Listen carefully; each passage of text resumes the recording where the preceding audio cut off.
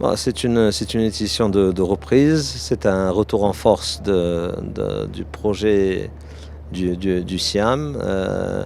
Nous avons constaté avec beaucoup de bonheur et nous sommes très heureux de voir que la qualité de l'accompagnement est peut-être même supérieure aux années précédentes, que la demande des professionnels est à la hauteur de nos espérances.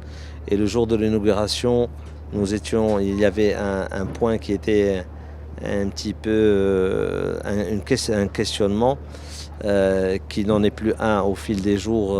Hada, c'est le nombre de visiteurs et on voit bien que les visiteurs aussi sont au rendez-vous. Donc on peut dire que nous sommes vraiment très satisfaits de l'évaluation de cette édition.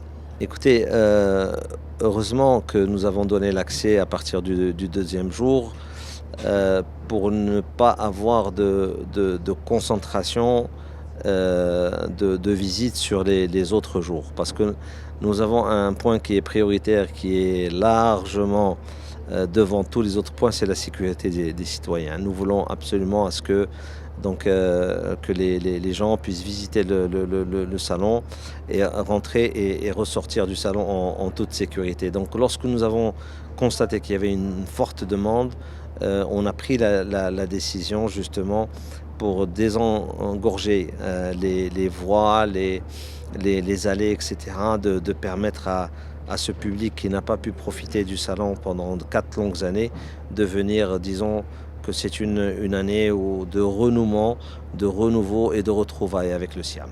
Écoutez, c'est un salon qui a ses équilibres financiers. C'est un salon qui fait un chiffre d'affaires qui est important, qui lui permet justement de payer et même de dégager des bénéfices. Le fait qu'il soit géré par une association à but non lucratif, donc toutes les ressources et donc tout le chiffre d'affaires est réinjecté dans les structures du salon au bénéfice des visiteurs et des exposants. Donc on peut se féliciter de dire que c'est un projet qui tourne et c'est un projet qui est qui est debout sur ses deux pieds et on s'en félicite.